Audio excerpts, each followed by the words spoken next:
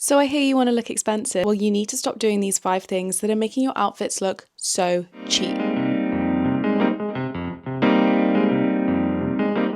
But don't worry, I'm not here to tell you to buy even more clothes. These are 5 easy fixes that are going to elevate your entire look. Before we get into it, please give this video a like if you found it helpful. If you're new here, I'm Liv. I'm teaching the girlies how to look expensive because around here, every day is a fashion show. And if that sounds like something you want to be a part of, then hit the subscribe button and join us. The outfit is perfect. The clothes fit you like a dream, but you've forgotten the most important part, the foundation. Like, you can't build a beautiful house without good foundations. And I feel like the same applies for a beautiful outfit. For example, the wrong bra under a top that leaves your strap showing makes the outfit look so messy, and it can be an easy fix of just switching it out for a strapless bra or a multi-way bra where you can really adjust where the straps sit on your body, or go for something that is smoother in texture rather than lace if you're wearing something that's going to show that pattern through the material. Speaking of bras though, an ill-fitting bra can completely ruin an outfit. There is no excuse. I've seen the demographic of girlies who watch this channel, and we should all be out here knowing exactly what our bra size is. No more guessing. There are so many places you can just walk straight into and have a free fitting. M&S do it, Victoria's Secret do it, and if you're scared of going in store, maybe you don't have time, Wacol have virtual fitters. I've had my bra size fitted on a Wacol virtual bra fitting. It was so easy. I didn't have to sit in my bra online to a complete stranger. I was in my top. I just measured over the top with a measuring tape, and she helped me figure out exactly what my bra size was.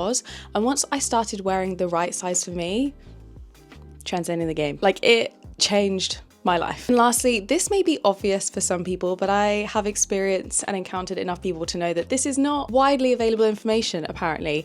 But you can't wear white underwear under white clothing. You can just see straight through it. I don't know what the color theory is in that, but it just is. You need to be wearing nude. Nude is not sexy by any means. It's not a sexy underwear choice, but at the end of the day, if you want your outfit, the outside of it, to look 100% expensive, chic, elevated 10 out of 10, you're gonna have to sacrifice your white lacy numbers and opt for a nice nude pair. I'm a big fan of nude around here. I hope YouTube doesn't demonetize me for saying the word nude 50,000 times in this video. I feel like we do need an underwear capsule wardrobe. I feel like that is something that's heavily overlooked. But like I said in the beginning of this section, it's the foundation for your outfit. You build on top of what you've layered underneath. And if you're wearing something that is ill-fitting or is the wrong color for you, it just ruins the way that the clothes sit on top. I'm gonna hold my hands up and say I can't iron, okay? I can't iron. I've said this before on many a vlog.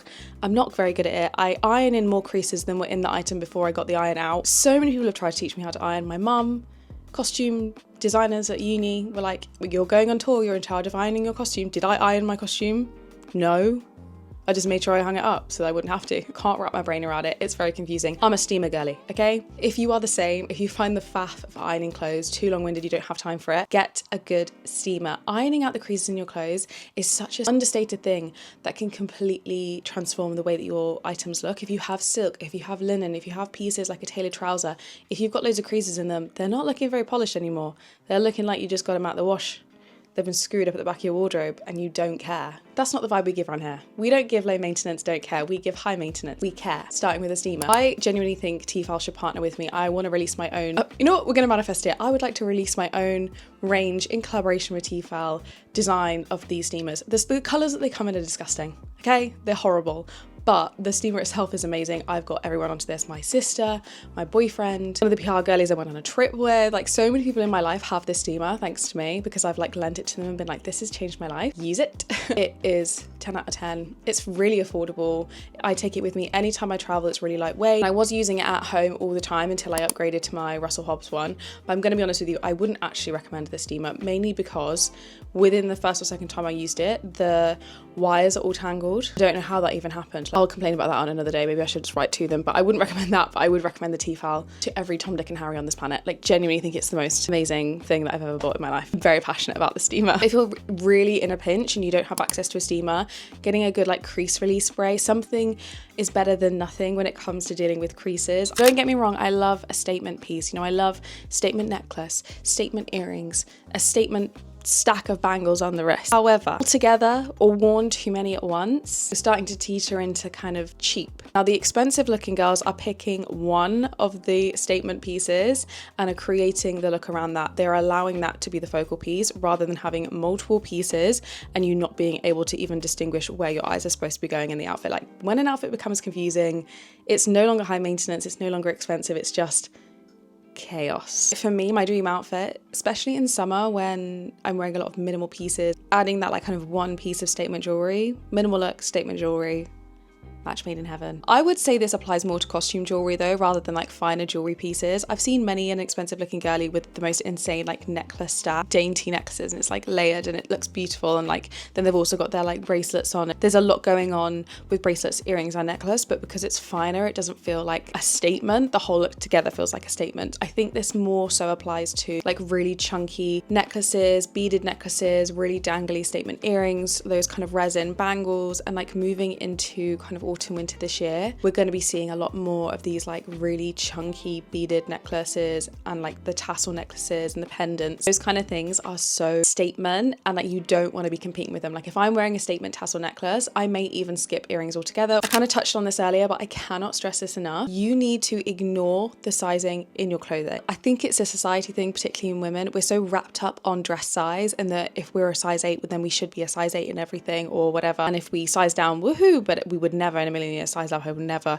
go up a dress size. Like that's horrendous. And actually at the end of the day, there are no companies out there that can be consistent with any of their sizing. Don't even get me started on that. It doesn't really exist. It's more of like a guideline. You don't have to take in every single size that they do into the changing room. It's more about, I would prefer maybe a more relaxed fit, or my style leans more of like a relaxed vibe. Something is true to size. I'm not going to go for my actual size. I'm going to size up, and I'm going to ignore the fact that I have to go up a size. I'm choosing the size based on the fit I want rather than making the clothes fit me. Is that the right way around? What you should be looking at is how it fits. Is it comfortable? How does it hang? What are the length? Is it going to gape over time? Does it look like a paper bag if you have to stick a belt on it? Like what are the things about it that make it a good fit? So many gorgeous looks are ruined because people are so stuck in the idea of the numbers. Like, nobody knows what size you're wearing on your clothes. No one goes, turn around, let me have a look at the label. Do you know what I mean? Nobody actually cares. If I looked at a girlie and she was wearing some amazing wide leg trousers, the absolute last thing I'm thinking is,